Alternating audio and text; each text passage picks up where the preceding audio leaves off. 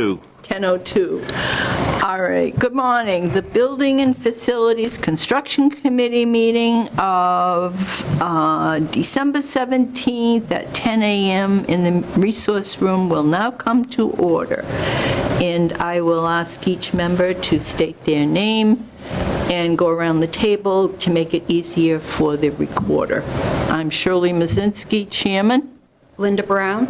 Carol Gogolinski. Fred Fontaine. Bob Werby. John Charbonneau. And planner. And Matt Wojcik. Okay. All right. We have in the audience a gentleman who is interested, John Bagalio, interested in becoming a member of this committee. And you have seen his application. And John, come on up and Hi. have a little chat with us. Sure. Have a seat. Yeah. Yes. What do you want to know? I guess, or... Does anybody have any questions for John? And what do you want to know? Oh, so, I mean, kind of the why. So, involved in the whole ag committee, right to farm stuff, and a lot of traffic was about, there was conversations regarding committees and volunteers and how the town doesn't have enough to do everything else. And looking at it and looked at what you had for vacancies, and this is literally what I do every day for work. So I am the director of facilities for the Massachusetts Army National Guard. So we manage 3.5 million square feet of property across the Commonwealth. I have 165 different employees that do everything from real property, environmental, designs and programming, facilities operations maintenance, and then all the technicians that do all that stuff too. I manage a $35 million program. So when it comes to facilities and construction, I kind of have that. What isn't on my resume, and I just retired from the service. I was a member of the Guard, 30 years as an engineer officer, concentrating on horizontal construction and regular construction. So that's in there too. And then I didn't go that far back, but I also owned a frame to finish construction company from 1998 to 2006. I have a licensed CSL, right? So I'm a construction supervisor's license. I was an apprentice electrician, and I kind of know my way around that stuff too. So varied experience. I've done this deployed. I've done it here. I've been in Douglas since 2008, grew up in Uxbridge, so I'm local as it gets, I think. So familiar with the town and all that too. Mm-hmm. So that's me in a nutshell. What did you say your name was again? I forgot. Sorry about that. John Bagalio. John Bagalio. Yep. His resume. Okay, yeah. Yep. Yeah. Yeah, I did see his resume, but of course I forgot it. Yep. Thank you, John. Yeah, no problem. Yeah. So any questions, if you guys have anything or what you want to know, or... I think he sounds fantastic. If anything, overqualified. Hello. Anybody? Perfect. That sounds great. Madam Chair? Yes.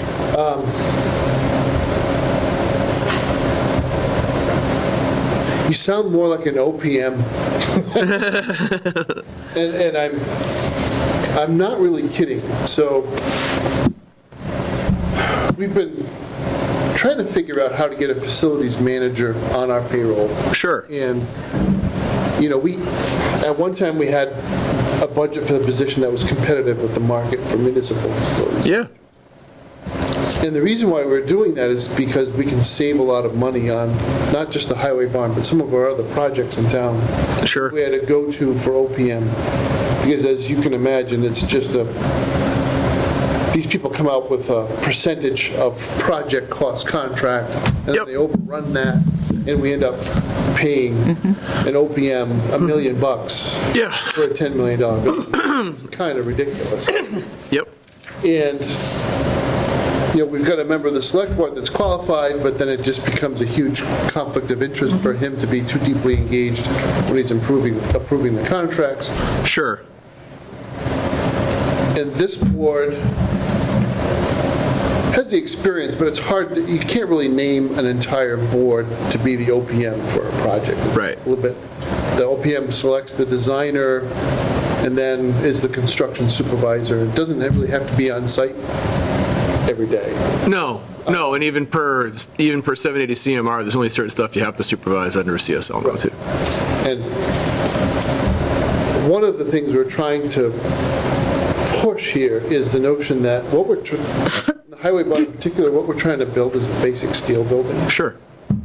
And I'll be darned if I'm the one who hires a full-time architecture firm to be an OPM on a project like that. Right. Because that's what we have now. We have Weston and Sampson noodling around with it, coming up with insane numbers. We've dealt with them a lot, actually. I've dealt with Weston and Sampson on some of my stuff. And I think you know where I'm going. I just need to tell them, this is what we're doing. Right. But I'm not the OPM, right? So there's that conversation about what can the town specifically direct the designer to do versus what can the OPM manage to do. Right. So I don't even know where we go with a conversation like this. We can have one, continue whatever you want to do if that's something that, I do that stuff on the outside. I don't, so I also, I consult, I have been I'll call it an owner's agent or owner's superintendent on stuff. I've done that. If that's a service the town's looking for, we can talk about what that is along with that. The only place that we'd have to be concerned is what I'm curious. So I'm sure you guys use Chapter 149 for solicitation for stuff. Who is the town's contracting officer for that? Me. You are, right? So that's where you can't be, as the contracting guy, as the contracting person, being the OPM is also a conflict, right? That's kind of the issue. So, no, but there's nothing saying you couldn't assign someone in this committee to do that, if they're willing to do that or whatever that was. Right. Yeah. Fred? What's OPM stand for? Owner's project. Manager. I know, I just wanted to make sure that people are watching. Oh, yeah, sorry. Yeah. Okay. All right, well, it's food for thought. Yeah, no, I am open to any discussion about stuff like that. Now, your So- application also said you were interested in, potentially, Concom. I would be willing to do that as well, if there is, depending on what the demands of this are and anything else. But before I was the director of facilities for the state, I was the state's environmental program manager, so I've done all that stuff too. So MEPA, NEPA, I'm very familiar with all that. We need. Which is the Massachusetts EPA and national EPA, right? So all the hoop jumping to get through when you're doing, we do larger stuff, and especially on Cape Cod, right? So we have the training site on the Cape, which is over a sole source aquifer. So all of our stuff has to go through Massachusetts EPA, right? And going through getting a environmental impact report. And then on the federal side, it's what they call a FONSI, a finding no significant impact, or an EA. So two different processes, two different sets of rules. We have to do all that. So familiar with both of those too. Because we've got some decent-sized projects coming along, Okay. and not on the town side, on the private sector. And I think we'd benefit from having someone who's seen the big picture Sure. actually on our Concom. Yeah. Yeah, Sure. I don't want to say desperate. We're desperate. No, well, and this was the message that came out at that special town meeting, right? That, you know, everybody's crying that they want to be involved, but no one's involved. Right? Douglas isn't the only town suffering from a lack of committee members. Sure. I came here from the town of Rutland, and with all due respect to a couple planning board members that I dealt with there, what tends to happen is I had two planning board members who literally had been on the planning board for half their lives. Right. Like 40 years. And that's great.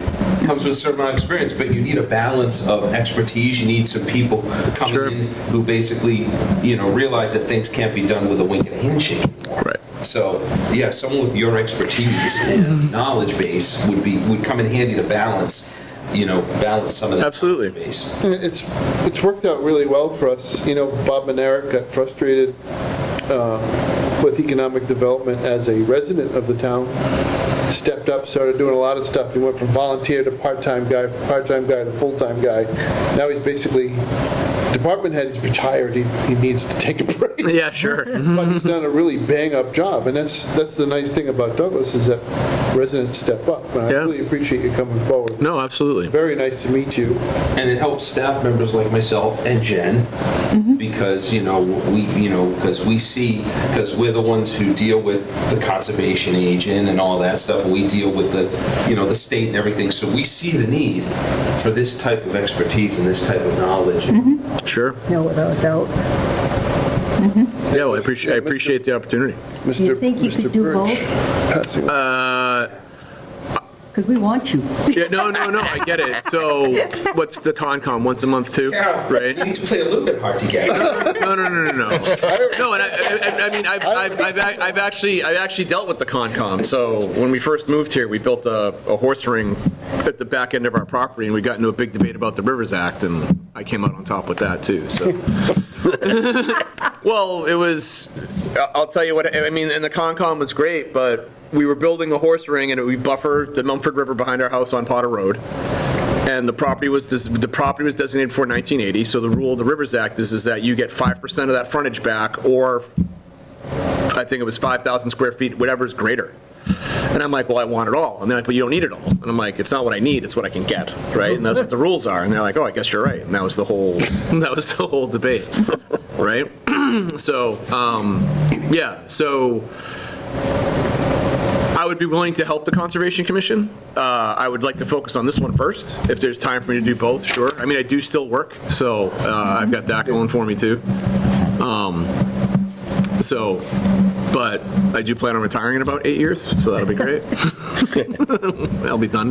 So Concom's appointed by the Select Board, both are. I'll just kind of share where my thoughts are, just having just met you. Yeah. But the town's biggest crying need is to designate an OPM for a project. Okay. The second crying need would be Concom.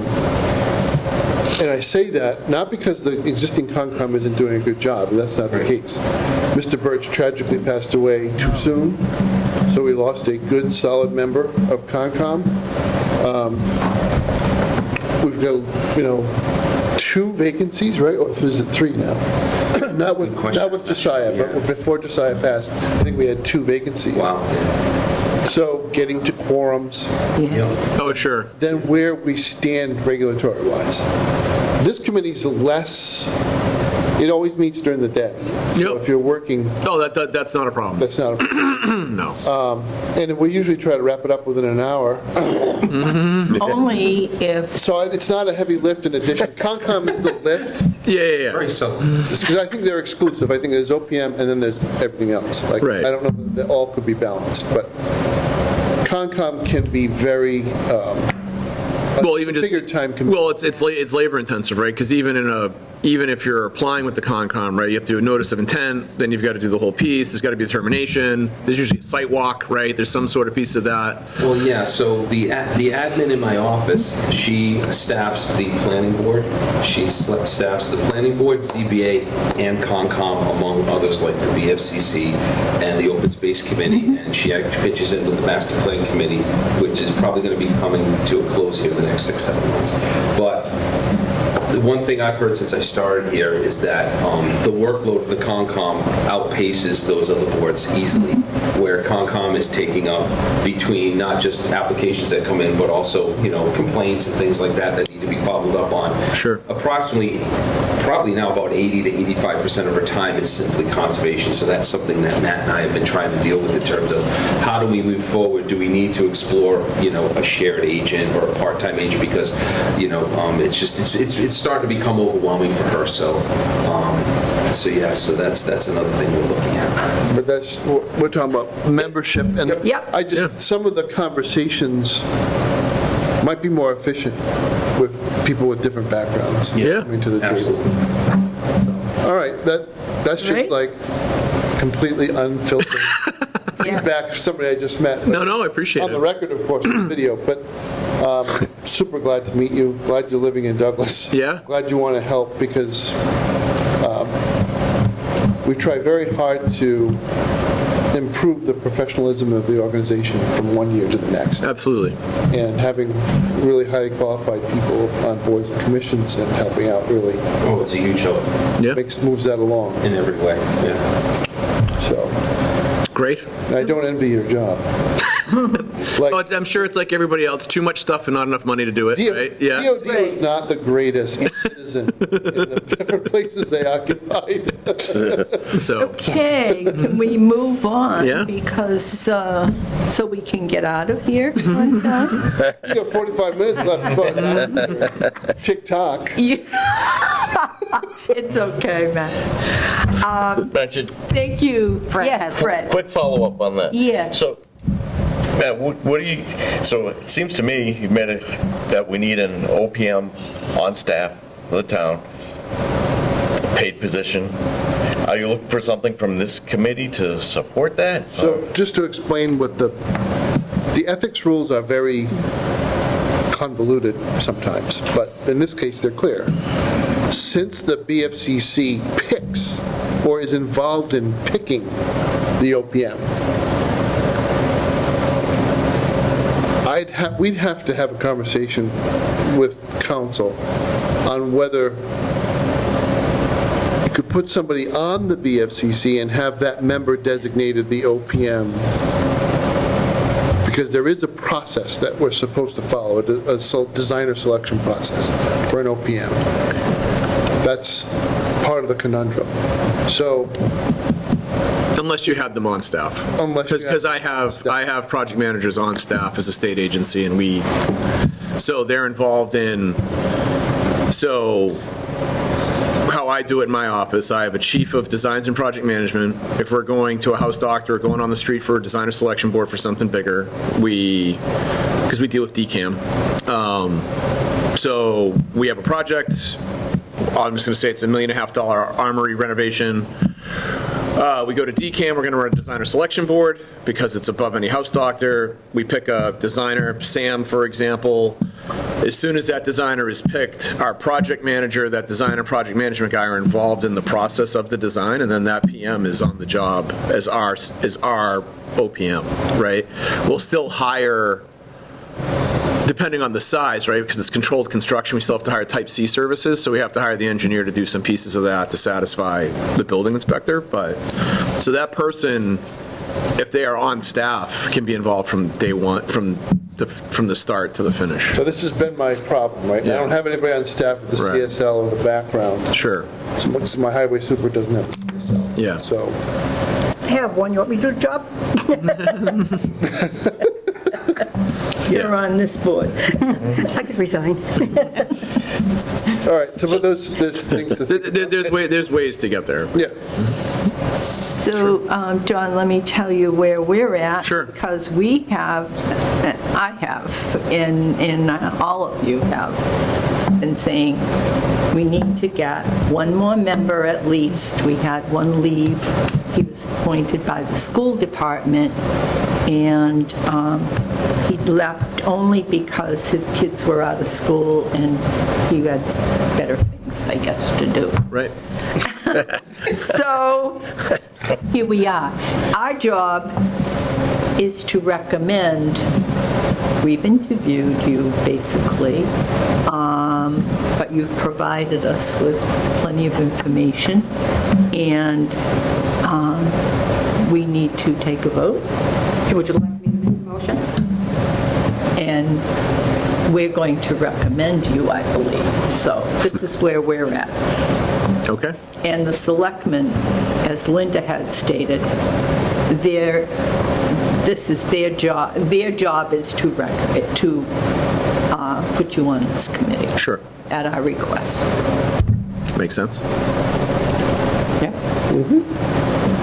All right. All right. So I will make a motion to recommend to the selectmen that John Bagaglio be appointed to the Building Facilities Construction Committee. I will second that motion. All right.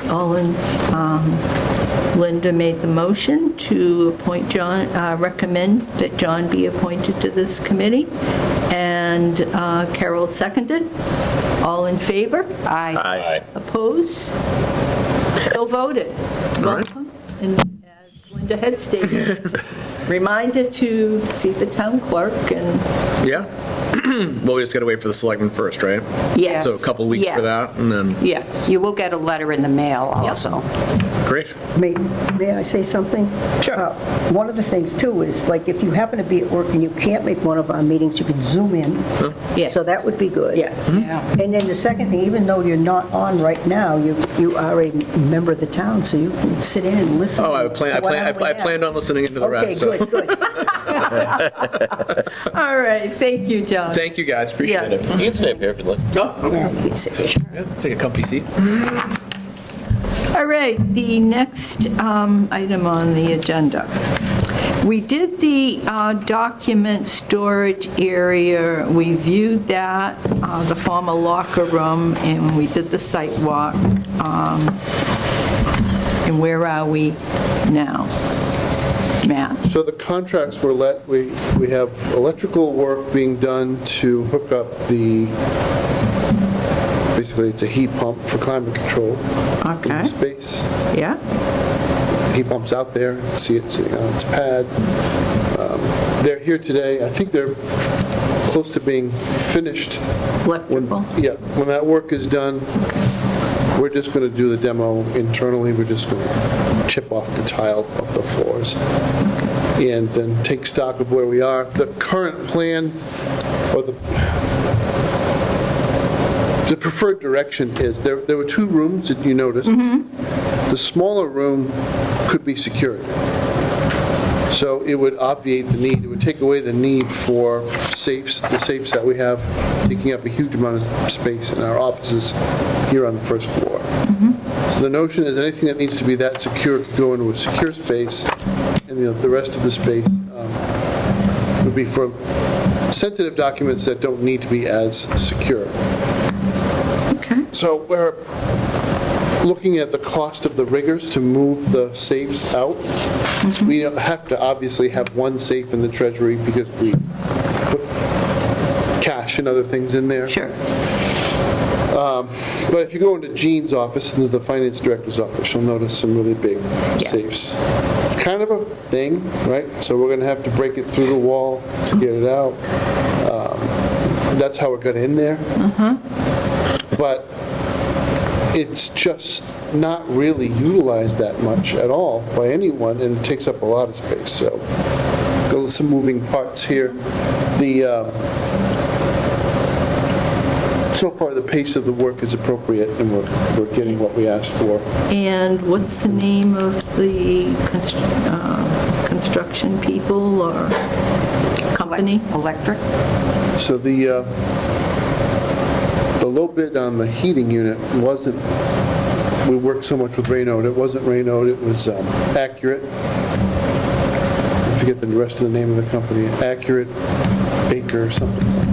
But anyway, they did the HVAC unit on the fire station for the sleeping quarters. Yep. They were low bid on that. And so they're doing that. And the electrical, I want to say it's Morissette. It's not a very big contract, a couple $1,000. Okay. So I think we'll have to think about the windows. And we did not replace those windows, if you recall. When we did all the gym windows. So the thought here is we're going to brick up all those windows and close off the space entirely. Sure. And there's a little bit of handwork that will have to be done there. But we're kind of piecemealing this together with the budget that we have for town meeting. That's where we're at. It's progressing, though. So I think we'll start, I guess we'll have to see what's under the tile and whether or not the floor is in good shape or not. It doesn't have to be a fancy space. It's not a psychiatrist's office. It's for storing documents. Anybody? Questions? I do the tile. Carol? Yeah? Are you afraid of asbestos? What are you thinking, the grout? In the tile itself, what kind of tile is it? Bathroom tile. Oh, okay, it's ceramic? Porcelain, yeah. Oh, okay. Okay, I thought it might have been we used to call them rubber tiles and stuff back then, but unfortunately, they had a little more in them than rubber. So, okay, so it should be okay, I would think. Yeah, okay. I mean, if we see that suspect dimension, we know we'll have to look at it. Right. But that Okay. is interesting. So, any questions from what you've learned from Matt regarding that area that we looked at last? Okay. Anybody? So you'll keep us up to date? Great. Item 4. So Matt, we'd like an administration report on projects in progress. The old grammar school up at Gleason Court. The update. So I'm rewriting the IRP on this Yeah, with the target to get it out after the holidays. okay. We've gotten some feedback from the select board now on about how it would be more precise and establishing a floor price.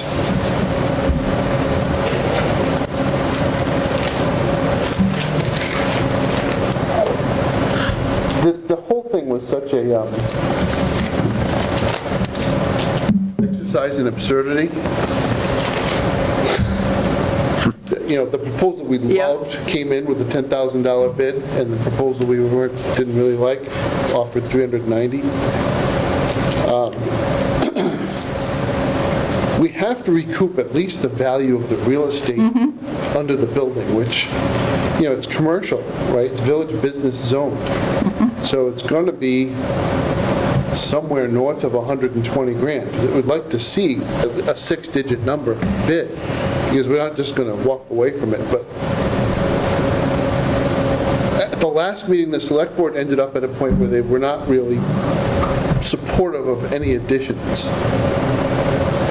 I'm going to take one more run at that at the January 6th meeting, because I think to install an ADA compliant elevator,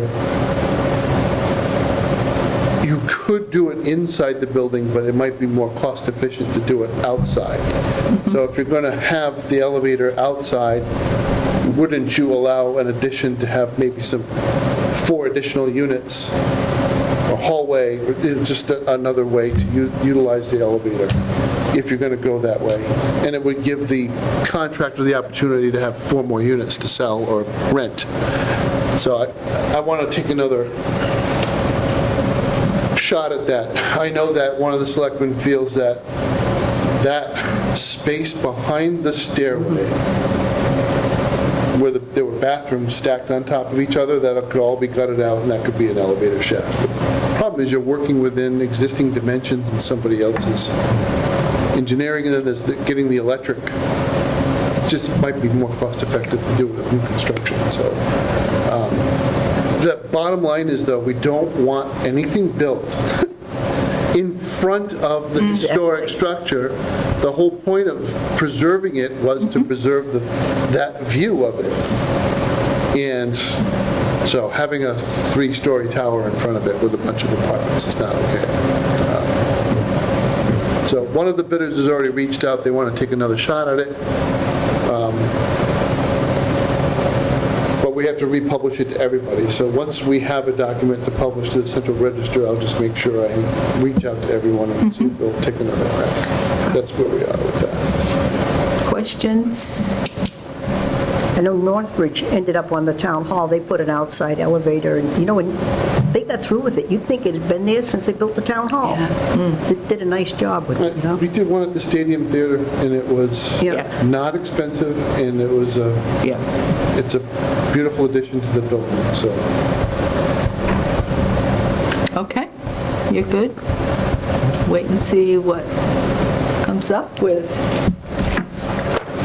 another publication of the RFP. If that's the route that the selectmen have chosen, we will abide by it. All right, highway building project, an update.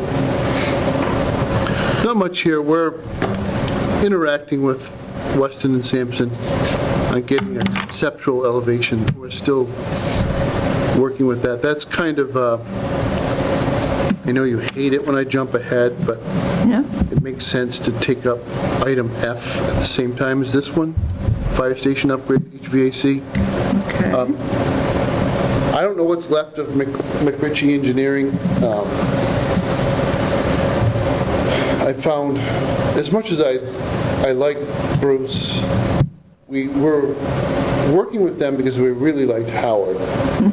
So Howard did the electrical engineering, and Bruce does the mechanicals. And Bruce is much more of a bureaucrat. So we've managed to get the drawings that he did for the fire station away from him, and willingly, it wasn't without a right. voice,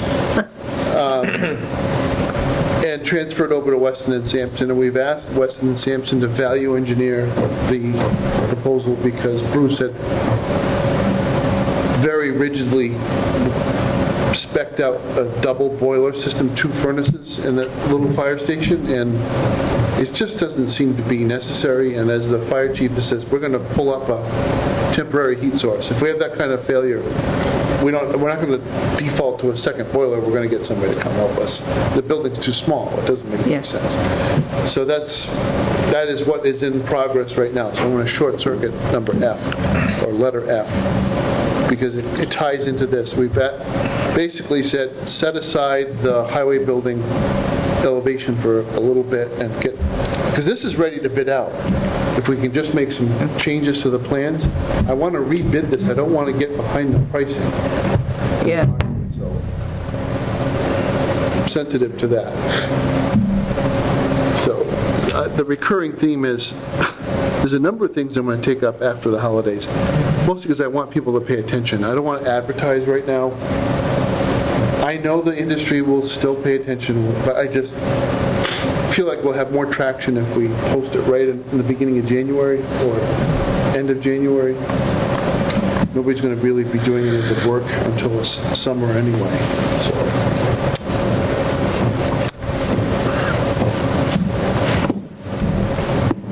That's where I'm at. So the highway, the definition of victory is still the same, to at least get us a conceptual drawing with the elevations and the rough footprint of the building so we can have estimate of cost, right?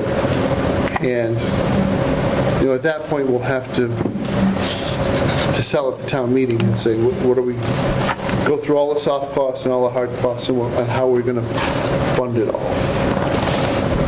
So do you know if there is any big project coming off the books? They already did. They already did. So in a way, I knew there was talk of it. I'm not that cynical. Like, I understand. I get it. We all get it. Excluded debt is in the tax bill. It's not on the operating budget. So when you have a big project roll off, you want to have that next project there so the taxpayer doesn't notice any difference. They don't get the benefit of the dip, and now they feel like it's an increase when they come to vote on the debt exclusion. I understand that. At the same time, it was better to take this time to recast the project and figure out the land so that we reduce the cost of development. So the process saved the taxpayer money, so let's just keep going with that theme. And, we've lost that. We've had 2 notes roll off. So actually, the town's debt profile is far more modest than it's been in many, many years. And you're kind of at the point where you have room, and it's just a hard time to have a conversation with taxpayers living in an inflationary environment to say this is actually the time to do this. Because if you wait, you're going to be paying much higher prices for materials, but really for labor, because that's where the pressure is. At the same time, my last comment will be, we've got equipment rolling off because it's worn out. So I'll be a smashed pumpkin before I go out and buy another backhoe or other hundreds of thousands of dollars worth of equipment and just store it outside. Just don't want to do that. That doesn't make any sense. Yep. Okay, Linda has a question. Yeah, so the money that had been appropriated at town meeting for that other piece of property, has that been It'll be turned back to the town. as like free cash, or? It closes back to free cash. Okay, so we'd have to re-vote for monies to appropriate to highway. Yeah, we do this all the time, Okay. right? So this just happens to be a much bigger number, but even in November, right, we had a whole bunch of projects that we closed out or that needed to be repurposed, and it was voted. Okay, thank you. Okay, any other questions? Could we open it up to the audience in case there's someone here who wants to put something in who's not a member of our, a member, yes? Is there a specific question? Yeah, that's all I wanted to know. Right now, he's not a member, but he is our audience member, so if you open it to, if the audience have anything Sure. to say, then he can. All our meetings we would are love to have him. open. Yeah. Right. And- If you're asking me to provide comment, I just need to know what the question was a little more specifically, that's all. I don't know what the question is. I answer the questions I've asked to the best of my ability. I think it's getting the funds back Right, and right, re-voting. right. Is that your, Right. Well, or anything else that we have discussed here? Oh, no, I'm Member of good. the audience I'm- has something they I'm would good like right to now. say? you're good. I'm good right now, thank you. Okay. Do you have any questions or answers? Yeah, will do. Thank you. Yeah. All right, status of oil spill. So we passed our last vapor test. So I think we have a good chance of closing this out real soon. The paperwork's been prepared and submitted. This is taking up quite a bit of my time, though, because I think you may have heard me say to the Select Board that there is a class action lawsuit that was filed against Peterson Oil. And that was our delivery service at the time. And it revolves around biofuel content and the damage that was done to people's heating systems as a result. And interestingly enough, one of the terms of the settlement is they're not going to try to resolve that issue, which was the problem for us. So why didn't the town of Douglas sue on its own? Or our insurance company? It's an $890,000 loss, so it would justify a lawsuit. And the answer is because the biofuel content liquefies at a certain temperature, it's hard to replicate or test for the impact it had on the day it gummed up the whole system. As soon as you move the stuff into the lab, it melts. It was also true that Peterson's blend kind of went like this. So the day of our spill, we took samples and we had a biofuel content figure that was acceptable within industry standards.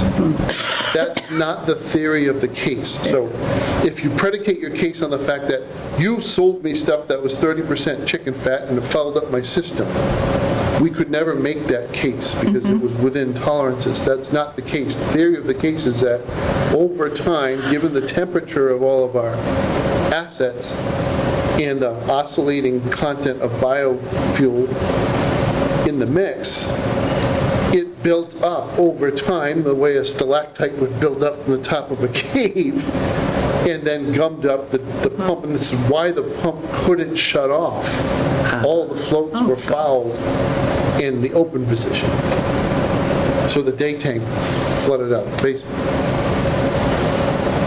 They're not going to litigate that to conclusion. They're basically saying, here's $14 million. And it's mostly coming from Peterson's insurers, let's be honest. It's not coming from Peterson. It's coming from the companies that write their liability insurance. $14 million, you're going to divvy it up a certain way. If we recover anything, it's going to be pennies on the dollar. Yeah. So they broke the case into two pieces, and the town already got one check because it was done on a pro rata basis for like $4,000, not even close to the $390 that the taxpayer paid.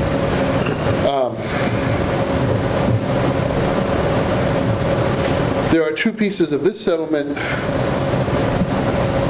We should get a bigger piece, we're going to angle to get a bigger piece because the time period for the first check did not include the time period of our oil spill incident, right? So it was a space and time that was right around COVID.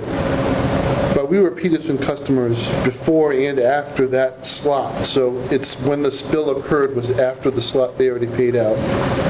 And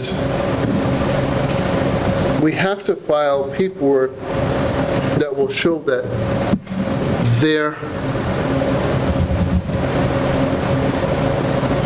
cost was the remediation of the spill. We didn't actually lose, we lost 1 day of heat, we lost maybe 3 days of operations.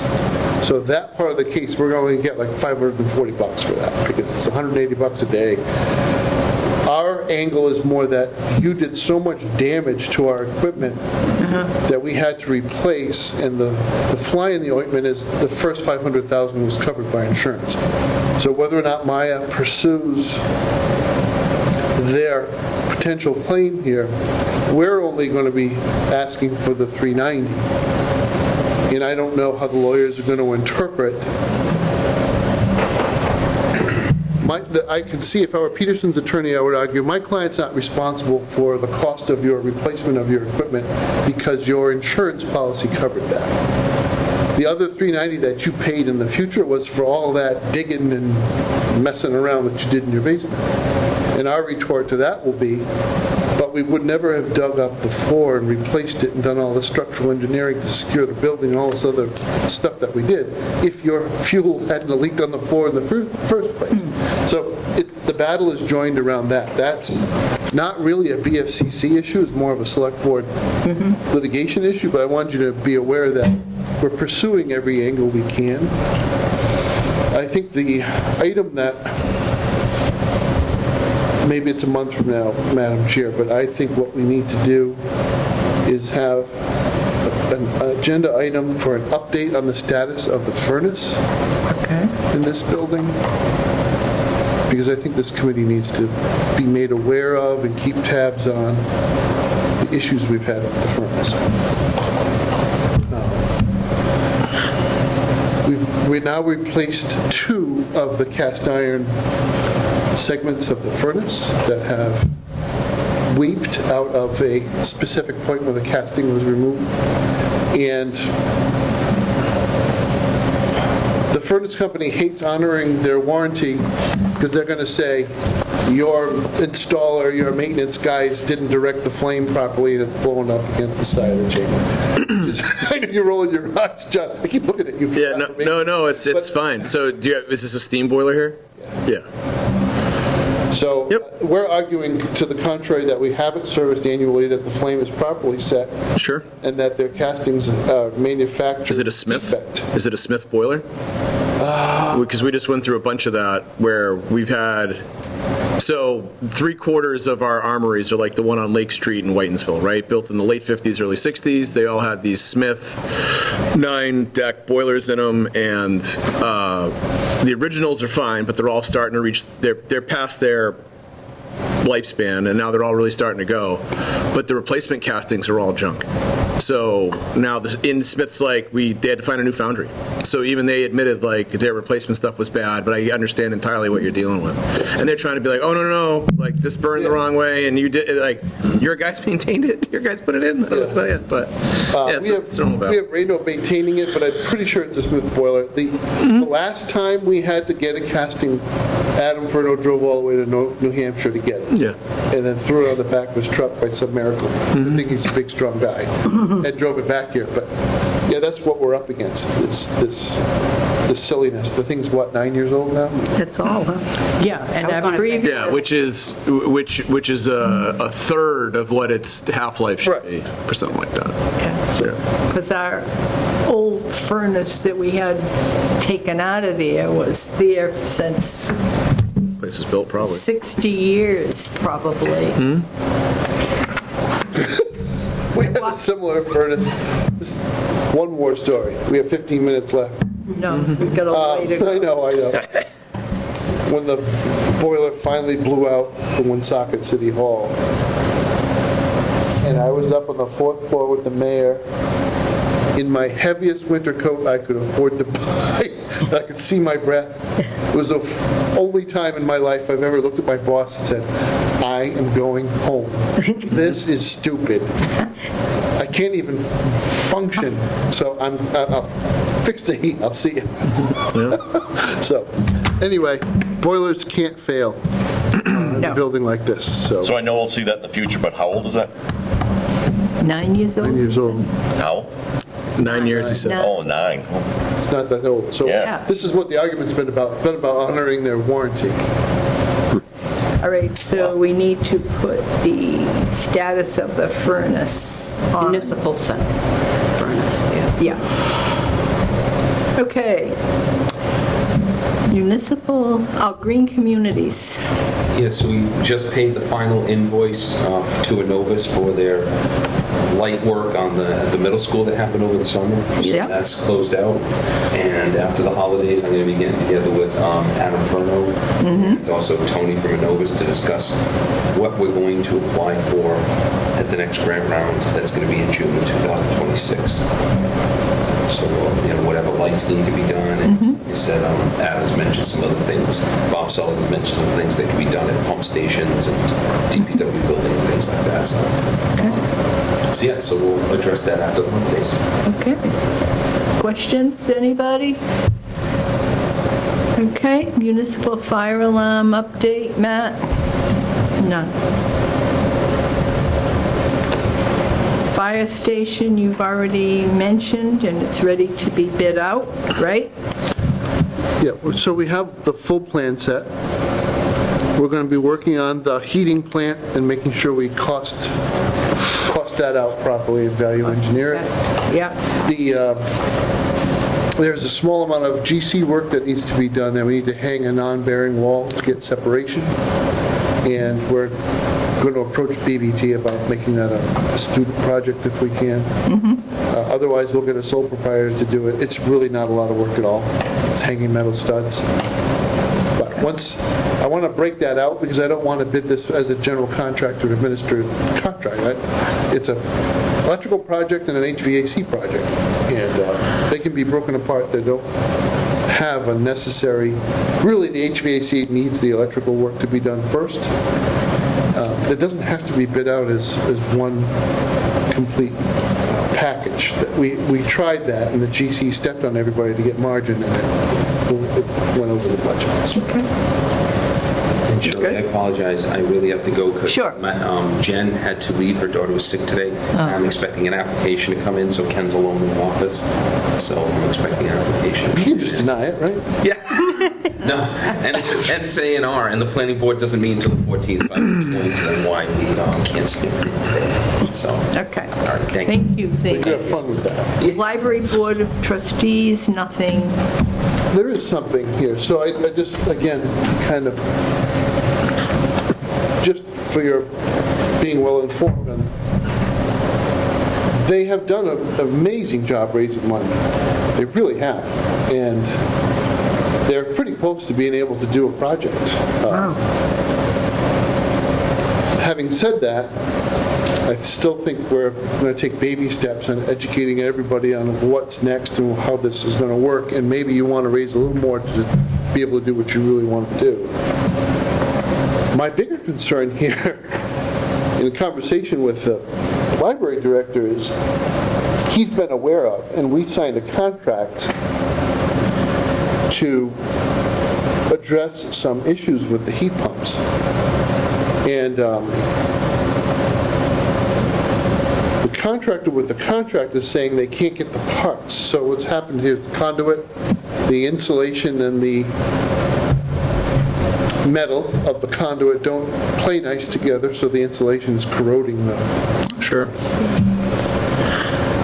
And I basically said to him, you just raised all this money, the last thing you need is a frozen pipe. So what you've got to do, we're going to have to do some legal maneuvering here and just put the contractor on notice.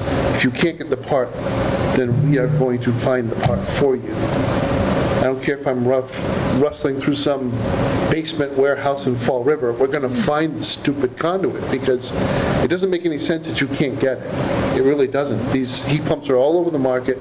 Yeah. Common brand. So enough is enough with it. If you don't want the work, then just Does he have a performance bond? no, because it's not It's not big enough, yeah. not big enough. And but this is nonsense. So But heat pumps, that's do our they have current, a whole- a little bit of a crisis in my opinion. If you know that this is going on, Yeah. and Justin is always an optimist, so I love working with him. He's like, it's just one of the heat pumps, the others will still run. I said, but they were all installed at the same time. They Right. probably came on the same pallet from wherever they were manufactured. Like, Yeah. the same issues are going to arise, so you need to just deal with all of them. So that we're working on that together. How long? We had a conversation, Madam Chair, a while back about the interplay between this committee and the Library Board of Trustees. Since the deed and the building are fully under the control of the trustees, and yet they have to follow public procurement rules. And I think our conclusion was, they do the project, but they have to come here for the things that are in your jurisdiction, designer selection and OPM. So I think that's kind of where we're at. I think they're looking for all of us, including me, to have an opinion on, or some well-researched thoughts on what their money will buy them, what they'll be able to do with the building that they have. At the end of the day, though, it's their call. It's their programmatic decision. I think this building's in the same spot as Gleason. You're going to be more cost-effective to build something in the back. Stop trying to mess around with that horrific bathroom under the stairway. I mean, Frodo and Bilbo can use it. I don't know if anybody else can. Able-bodied hobbits. But other than that, so in order to get construction of a certain value is probably going to trigger a certain amount of code activity in the building. So we need to be prepared for that conversation. And we need to be able to inform the trustees on what it is that would trigger that conversation. I'm not that fearful of it. I think there's things that are just going to have to be taken care of, and kicking the can down the road doesn't make it any easier. The electrical service in the building is period. Right? Is that a nice way of saying vintage, period? Yeah. So it really just isn't going to support the load that the building's going to generate from now on, and not in a safe way at all. So the time has come. I think with that, no offense to the greater world of libraries and library divisions of state government or whatever, but they build insanely expensive structures because they design for a very high standard, and that's nice, and if the community goes along with it and you want to be able to build a library like that, good for you. But for Douglas, it makes more sense to deal with the building we have and try to maximize it, because there is potential there, and it not going through that crazy process.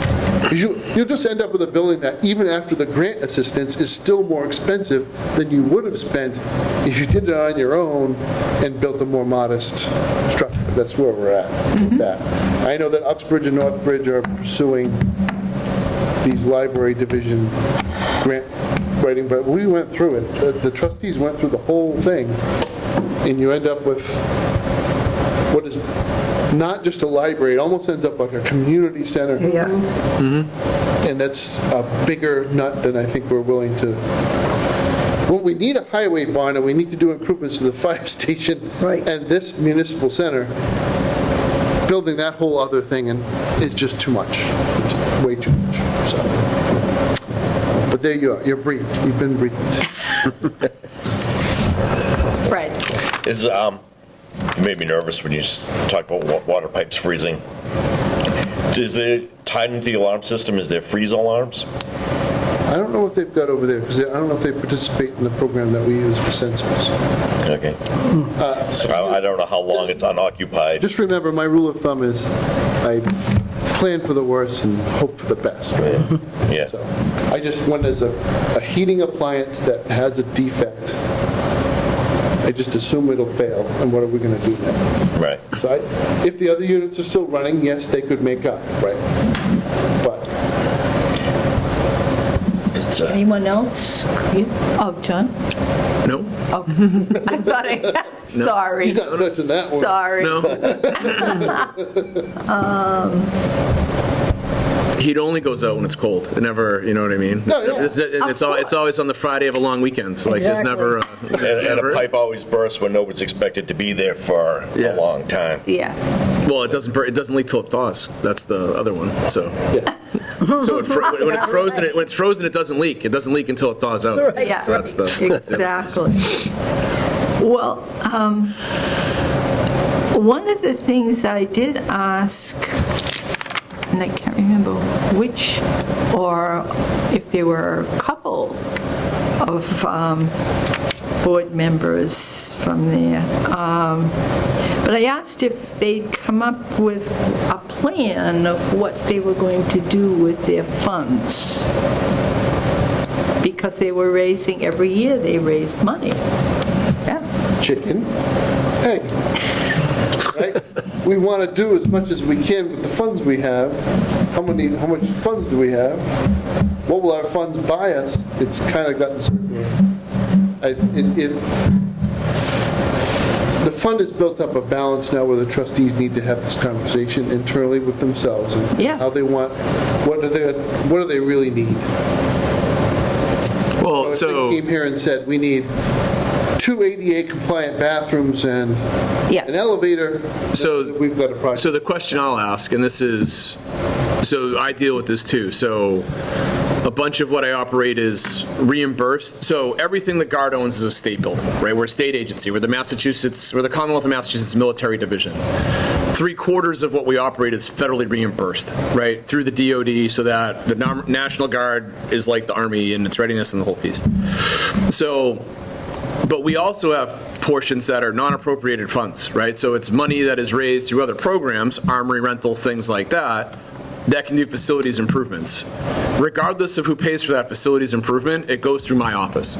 So I don't know what Douglas's rules are, but to me it would make sense that if this committee and these people are the construction and contracting experts for the town, regardless of how the library trustees raise the money, they probably need the expertise of this committee or someone on this committee to make those decisions and help them plan what that capital improvement strategy is for that building.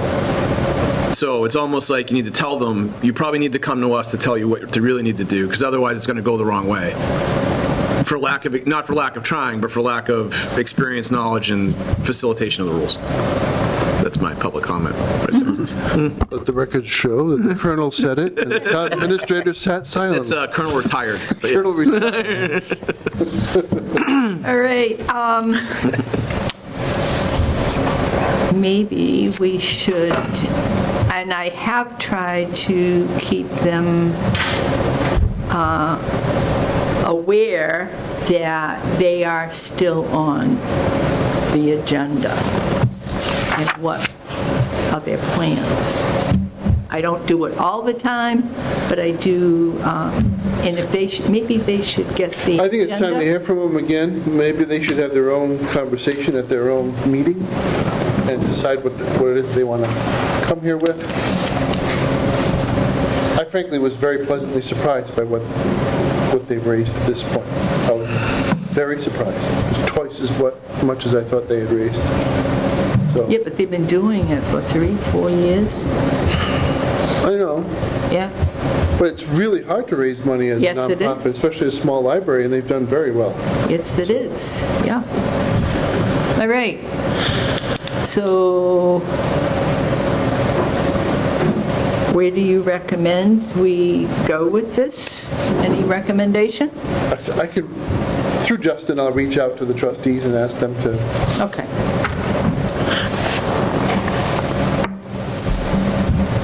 I think the one thing that the retired colonel put his thoughts on tape. I'll put my thoughts on tape. there is a point at which you have to spend what you need to spend to do what you want. And the things that we did even 10 years ago, we can't do anymore. We can't buy a dump truck for $100,000. Oh, we can, but it's not going to be very big. Yeah. And that's kind of where we are with building. It's often a shock to people when they look at this. Let's leave prevailing wage and labor aside and just look at materials. You have a historic building with good bones. You don't want a flimsy fly-by-night cinder block addition. You're looking to improve the building with an improvement that is going to be in the nature of the character of the existing building and the traditional use of the building. So it's just not going to be possible to squeeze every nickel until it screams. Yeah. You've got to get to the point where you understand that these projects are extremely expensive, and there isn't. As soon as you say the word elevator, it brings you to a certain level of conversation. And when you say the word elevator and you have a glorified version of a kid's, crystal radio as your electrical surface, you're going to have to do some hard work to upgrade your utility connections and make sure that they can support the additional space that you want to build and the additional appliances. So I think that's where they're at. And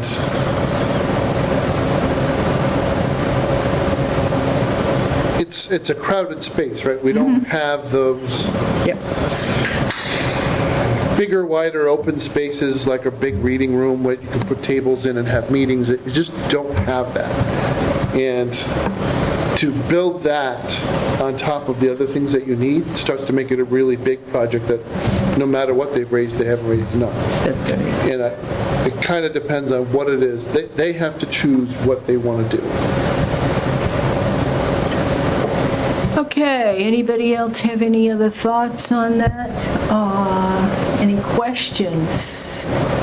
If not, we'll move on to vacant buildings in town and give us an update. Matt, please. Yeah, can we combine H and I because they're kind of the same topic? Yep, sure. And I thought we had stricken I, small a, because that is not a public building. That's a subject of litigation. I can't really talk about that here. This is the Shore Road? Yeah. Strike it off of the agenda, you mean? Yeah, because that's an executive session select board conversation. Because I think that went to town meeting already. The funds were voted for the demolition, Yeah. but it's a court order, so. Okay. Yeah. 5 Cottage Street, Yeah. repairs were made. I hope we drove by and looked. I did, yeah, yeah. I just paid the bill. And what was it? Do you remember? I think it was like, It's all right. yeah, labor and materials. The first 2 digits are a 4 and a 5. I don't remember how many zeros there were. Okay. I want to say it was $4,500. But he replaced cleaned up the window, he cleaned up that fascia board, Yeah. and he was out there for a while, horsing around with it. All right. So that was addressed. There still needs to be a long-term plan for this building, and Yeah. it's a conversation for another time, I think. That's an old fire station, right? Yeah. Yeah. It's still used, too. Well, it's storage. Storage. Yeah. You see the thing that's on the side of it? That was where people watched during World War II. And after, Cold War, too. Oh, the tower, yeah. Yeah. Okay, 104 Main Street, the old Buckeye Pipeline. So I haven't made a lot of progress on this one. I think we had to get past a conversation with whether or not it was worth saving. I think it was worth saving 5 years ago.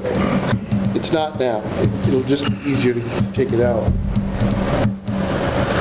Mr. Sullivan has brought up the one wrinkle. Yeah. The electrical service went to the main building, and then from the main building over to the garage. Okay. So if we take the main building out, we just have to ask Grid to bring the power directly to the garage. Which is kind of it's just everything with Grid takes time. What is the biggest problem with the main building? I mean, I haven't been there, so is it the mold or? The mold is an issue. Yeah. So this is a timber and brick. Okay. And so the brick is a facade, and then you have a parapet on top of a flat tar and gravel roof. Okay.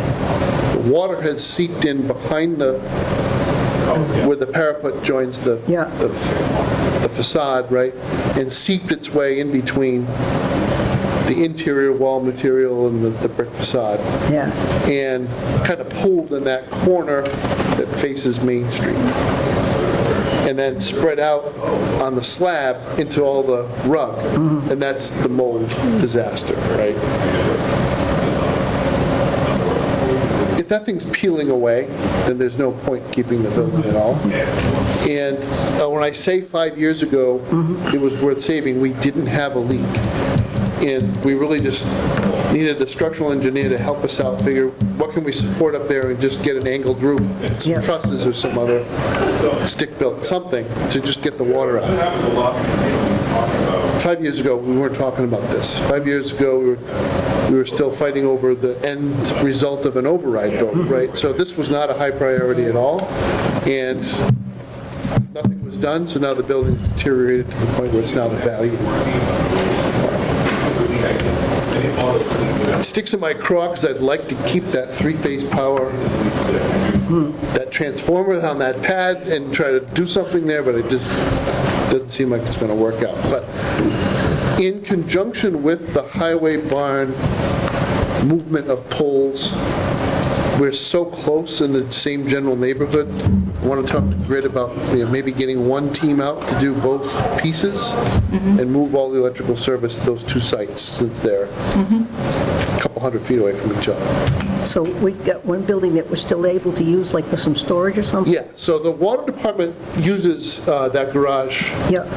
It's a very useful building. There's pipe racks. You've got, I think we stuck the street cleaner or some other thing in there.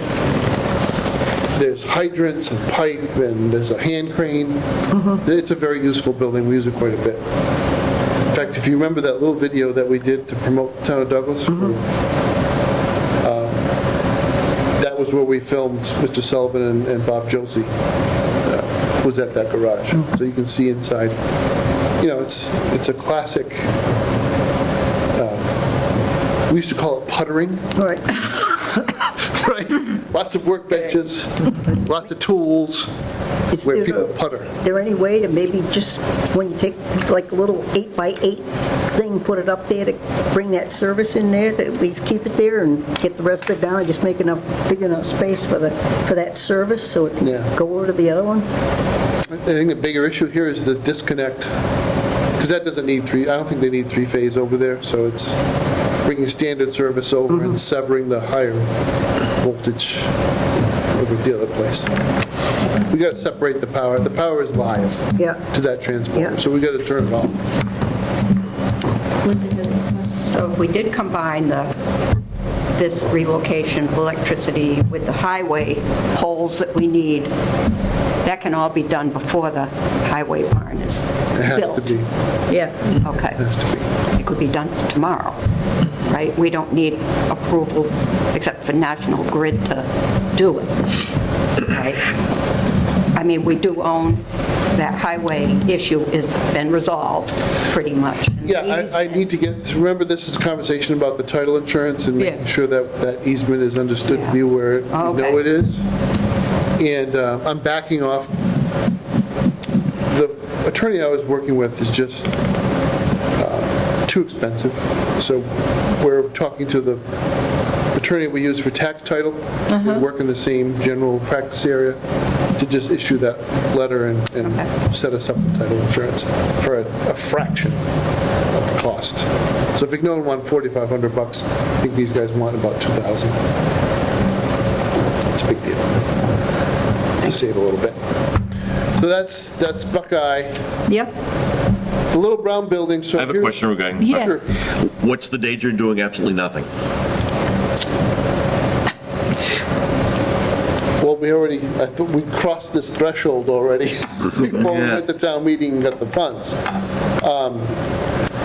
The danger of doing nothing is that you have a building that continues to deteriorate and the public can't be kept off, as hard as we An try to keep attractive people out. nuisance. It's an attractive nuisance. Yeah, I just don't know how attractive it is, the kind of nowheresville. Oh, let me tell you, so let's jump ahead to 21 Main Street. Okay. Somebody managed to break into the old school building. Again, now there's nothing in there at all, except for, That's the old Legion building, right? Yep. Sorry. Yeah. drum roll, 20-year-old bottles of booze. They found some treasure. I don't know if you've ever, It was an American Legion hall, yeah, Yeah. or VFW. VFW. a 20-year-old bottle of Drambuie that was already open.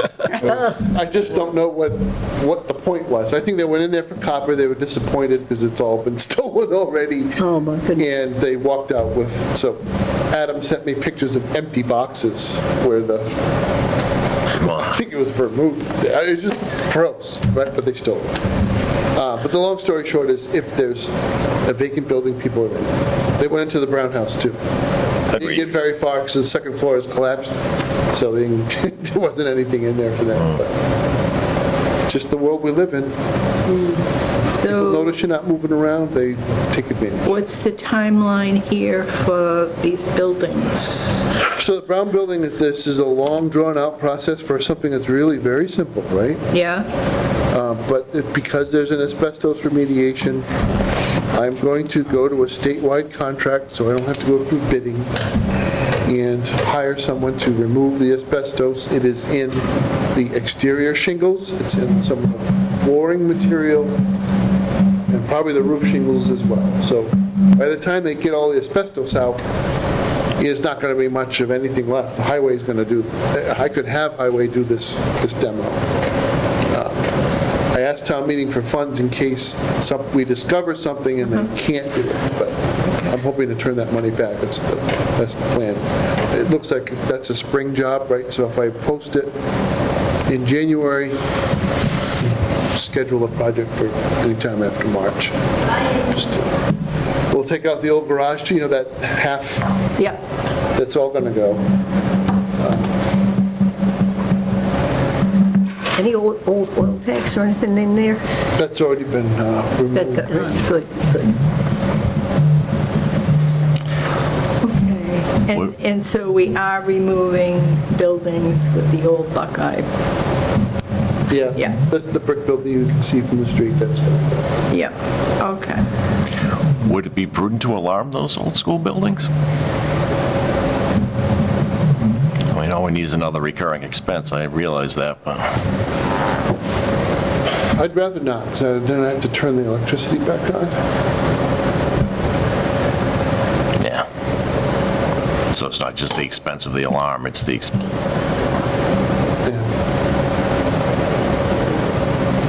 The real solution here is to come up with a plan for the building and get moving. yeah. Yeah. And that's kind of what I'd like to do this year. I'd like the capital plan for fiscal '28 to have a project done. But the highway is a bigger priority, but Agreed. I've said this before, I'll say it again, the plan is to save this central school, the old VFW, and use it for the town.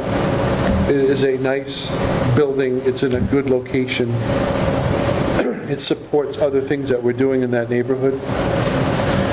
So, I can imagine a million different things we could do with that building, but I'd rather have it up than down. Because the lot itself isn't that useful. No. It backs up to that wetlands and it's just The existing building we can work with, but if we started trying to do something new there, I think we would be pretty limited. All right, Hour 15. It's my I'm fault. sorry. I'm sorry. Nothing, I don't get overtime. I'm not going anywhere. All right, Matt. Pushing your luck. Come on, I had to throw an overtime joke in at least Of once a year. course. November 19th, 2025 minutes. Have you all read them? If not, take a few minutes. Before I forget, John, thank you for coming in, Oh, thank you for having me. It's been a and pleasure. hopefully we'll get to work. Hopefully the selectmen take your recommendation under consideration, and you'll see me in the future. So. Yes. Yeah. Don't try to take him away. You already did. Well, we can share, too, Well, yeah, only if you want. only if he wants. So Yep. do you want a motion? If everyone's read them? We Has also- everybody read them? Yeah.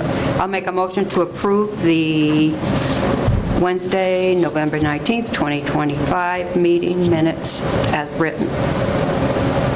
Second. Okay. Linda motion to approve, and Bob seconded. Any further discussion? If not, all in favor? Aye. Opposed? So voted. Thank you, everybody. Motion to adjourn. So move. Second. Linda made a motion, and Give it to Karen. Carol, second. All in favor? We are adjourning at, what time? 17. 11:18. I'm on an angle here. 11:18. 11:18. 1 hour and 11:18. 16 minutes after you started. Yep. All right. We got to vote it. Yeah. All in favor? Aye. Opposed? Thank you very much.